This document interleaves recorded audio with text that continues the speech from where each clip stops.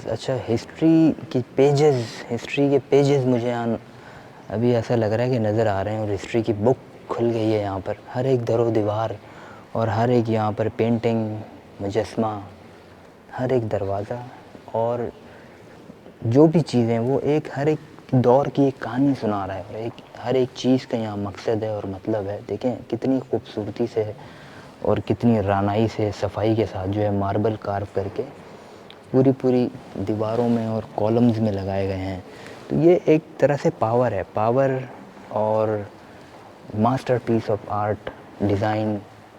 और इसके अलावा क्या कहेंगे इसको, इसके लिए तो लफ्ज़ भी मुझे कम है मेरे पास इसकी खूबसूरती को और इसके आर्किटेक्चर, इसके मीनिंग को बयान करने के लिए।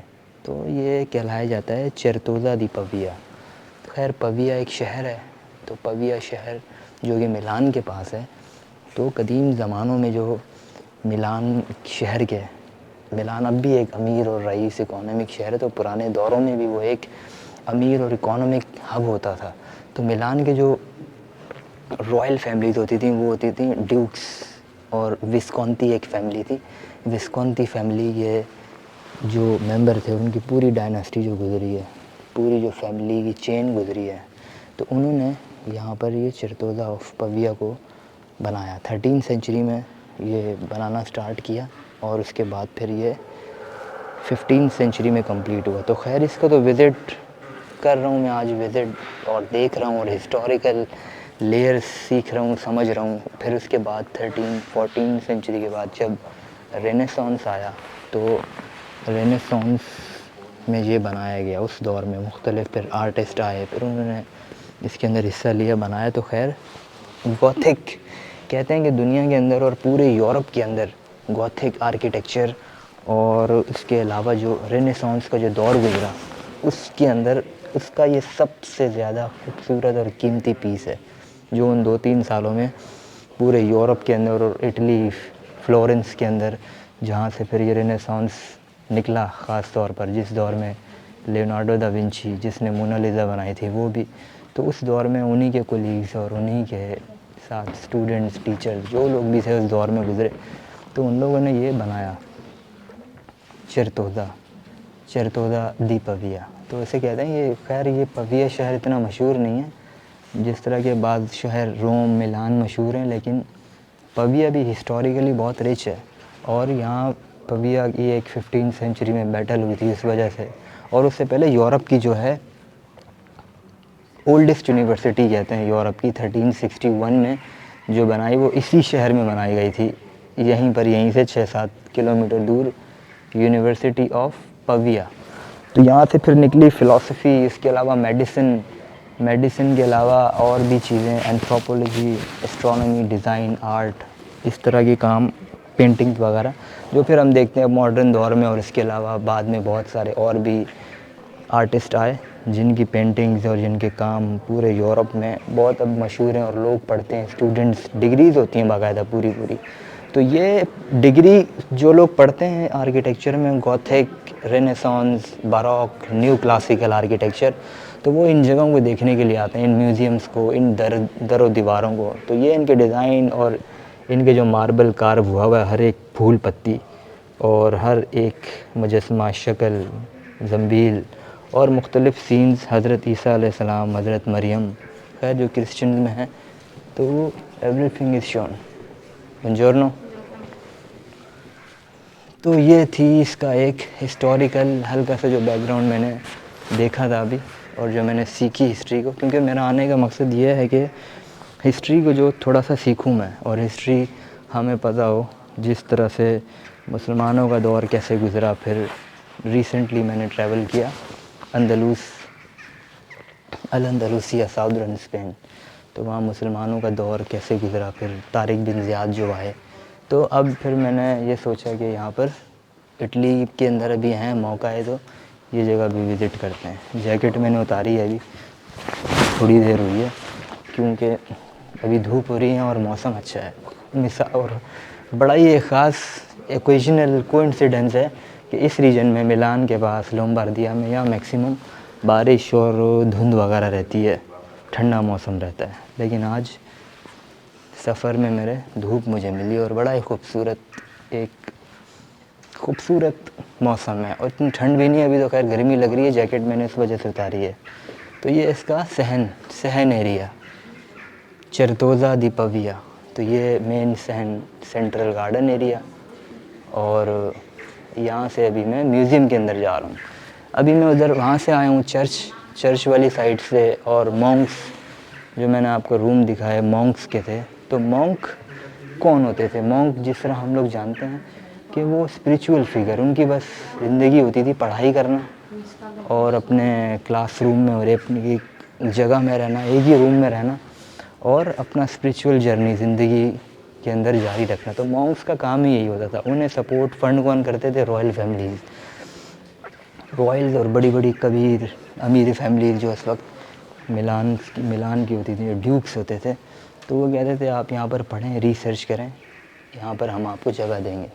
तो ये साथ में इस तरफ रूम्स बने हुए उनके बाकायदा जो उनको दिए गए थे और हर एक मॉन्क की एक चेयर उनको बाकायदा मिलती थी और उनके मुजस्मे भी यहाँ लगे होते थे। ये देखें, यही वो जगह है जहाँ किसी दौर में पढ़ाई करते थे वही मॉन्क, वही आपस में डायलॉग रिसर्च करते थे।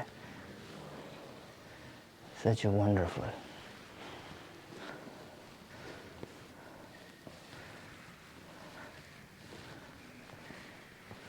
सो म्यूज़ियम भी है साथ में।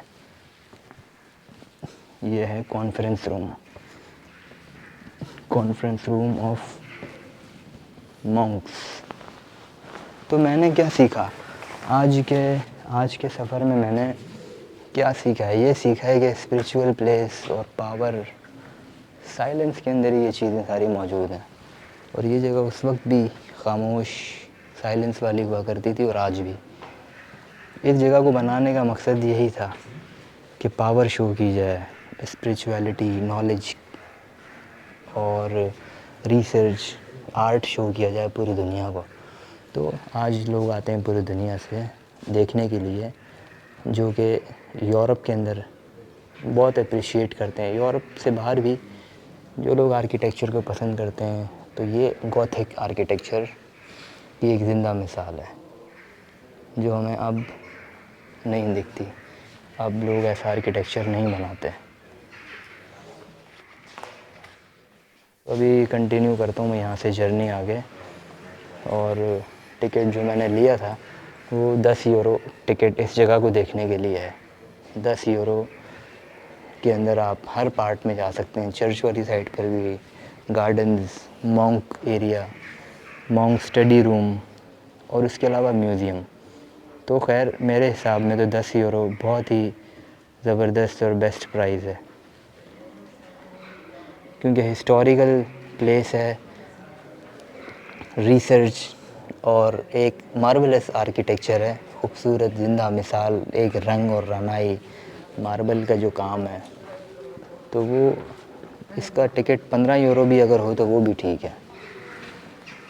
सो खैर कितनी चीज़ें हम सीखेंगे सफ़र से और कितनी चीज़ें हमने अभी सीखनी है। तो मैं अक्सर ये सोचता हूँ और नोटिस करता हूँ कि जितनी इन्फॉर्मेशन, नॉलेज हमें है, थोड़ी बहुत, बिल्कुल कतरा बराबर, तो वो कुछ भी नहीं है। तो बहुत सारी चीज़ें हम लोग एक्सप्लोरेशन से, अपनी क्यूरियोसिटी से, अपने सफ़र से सीखते हैं। तो मैंने भी जो है इस तरह से काफ़ी ज़्यादा चैप्टर जो हैं, थोड़ी चैप्टर इस्लामिक हिस्ट्री और प्री इस्लामिक हिस्ट्री जो रोमन टाइम गुजरा, फिर उसके अलावा जिस तरह साउथ इटली में कुछ थी मांगा ग्रेशा, ग्रीक कॉलोनीज़, तो ग्रीस का दौर किस तरह से शुरू हुआ, यूनान, एथेंस जिस दौर में फिर अरस्तु गुजरे और उसके अलावा सिकंदर आज़म गुजरे। तो उसके बाद फिर रोमन एम्पायर आया। फिर अभी अच्छा, रोमन एम्पायर जब ख़त्म हुआ तो उसके बाद का दौर है तो जो मैंने पहले आपको बताया किंगडम, लोम्बार्ड्स किंगडम, लोम्बार्ड जो कि नॉर्दर्न इटली में है, पूरा उनका होल्ड था, नॉर्थ से लेकर यहाँ मिलान तक, मिलान के आसपास एरिया। तो ये उस वक्त उन्होंने 5 सेंचुरी AD में इस जगह को अपना कैपिटल बनाया था, दारुल खिलाफा। फिर वो गए लोम्बार्ड्स के बाद, फिर उसी 7th 8th सेंचुरी में फिर इस्लाम फैलना शुरू हुआ। फिर रिसेंट मुझे अपने सफ़र से पता चला कि Islamic history Tariq bin Ziyad Musa bin Nusair ने जिब्राल्टर, वो जो जबल तारिक के नाम से बहुत मशहूर है, पॉइंट मोरक्को और स्पेन के बिल्कुल कनेक्टिंग पॉइंट है, वहाँ पर गुज़रे वो। फिर तारिक बिन ज़ियाद ने स्पेन के अंदर कैसे इस्लाम फैलाया, फिर वो वहाँ से फिर कुर्तुबा मस्जिद बनी, कुर्तुबा के अलावा फिर हाउस ऑफ विज़डम जो बगदाद में था, फिर वहाँ से बहुत सारा इल्म आया, फैला। फिर हाउस ऑफ विज़डम जल गया, फिर अलहम्ब्रा वगैरह और कुर्तुबा मस्जिद का भी इल्म कुछ फैला, कुछ रह गया। तो वो ये सारा जो इल्म जो है ना इस दौर में फिर निकला। तो एक और भी फिर 14th सेंचुरी में हुआ सीज ऑफ कॉन्स्टेंटिनोपल, कुस्तुनतुनिया भी जब तुर्कियों ने फ़तह किया और रोमन एम्पायर बाज़ंतीनियों का जो ख़त्म हुआ सारा सिस्टम, पूरा रोमन एम्पायर ख़त्म हो गया। तो वहाँ से भी लोग फ्ली हुए इस्तांबुल से, तुर्की से, इस्तांबुल से जो लोग निकल कर आए, भाग कर आए, अपनी अपनी जान बचा कर आए, तो वो लोग इस्तांबुल से निकल कर आ गए यूरोप के अंदर। फिर इटली में मिलान, फ्लोरेंस, रोम, इस वाली साइड वो लोग आए 14th सेंचुरी में। तो वहाँ से भी इल्म लेकर आए कुस्तुनतुनिया से, और कुछ इल्म फिर बगदाद से भी आया, बहुत सारा इल्म कुर्तुबा की मस्जिद से आया, मॉस्क ऑफ कॉर्डोबा। तो वो सारा फिर यहाँ जमा हो गया यूरोप में, इटली में, इस जगह जमा हुआ। फिर वो इटली में उन लोगों ने बना लिया रेनेसांस। तो वो सारा इल्म मुसलमानों से और आगे पीछे रिसर्चर से, मुसलमानों की स्टडीज़ से लेकर इटालियनों ने, फ्रेंच लोगों ने थोड़ी बहुत अपनी मिक्सचर करके अपना नाम लगाकर रेनेसांस बन गया। तो खैर फिर देखते हैं हम, दुनिया आज जानती है रेनेसांस को। तो उसके अंदर 60-70% इल्म रिसर्च मुसलमानों की थी, और फिर मुसलमानों ने जो ट्रांसलेशंस की पुरानी पर्शिया की, ग्रीक फ़िलासफ़र्स की, तो इस तरह से फिर यूरोप ने पढ़ा लिखा बहुत ज़्यादा। तो खैर फिर हिस्ट्री इवॉल्व होती गई, अब हम मॉडर्न दौर में ही है। आखिरी बैटल हुई यहाँ पर 15th सेंचुरी में इस शहर में। तो this is the lessons. Now let's explore more the museum, और फिर म्यूज़ियम के अंदर मैं सीखता हूँ, अंदर देखते हैं क्या है वहाँ, क्योंकि अभी ये बंद होगा, 4 बजे बंद हो जाएगा। तो बंद होने से पहले ही म्यूज़ियम का भी विज़िट करके फिर शहर सेंट्रो शहर में देखेंगे क्या है।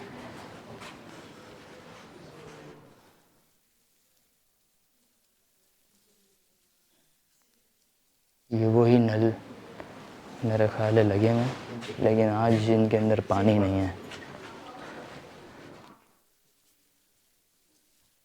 म्यूज़ियम की तरफ ये रास्ता जाएगा।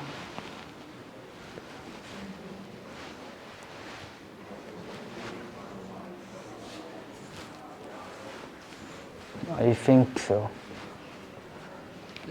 ये तो बहुत क्योस्त्रो है ये तो।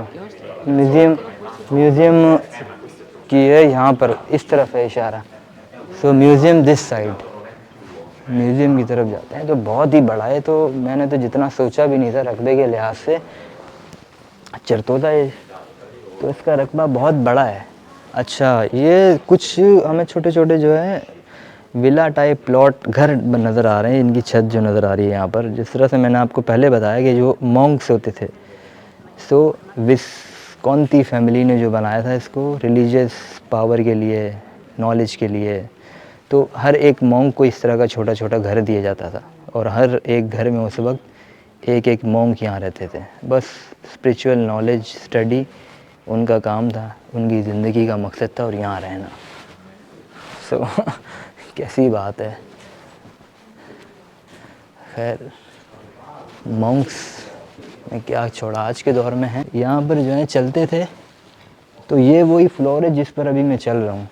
यहाँ पर चलते चलते होती थी दुआ, चलते चलते होती थी इबादत। तो वो मॉन्क यहीं गुज़रते थे, और हर एक का अपना अपनी कोठी बनी हुई है। ये अपनी अपनी एक रूम बना हुआ है, प्राइवेट रूम, और यहाँ दुआ, गैदरिंग्स, प्रे होती थी, प्रेयर एरिया। और बीच में ये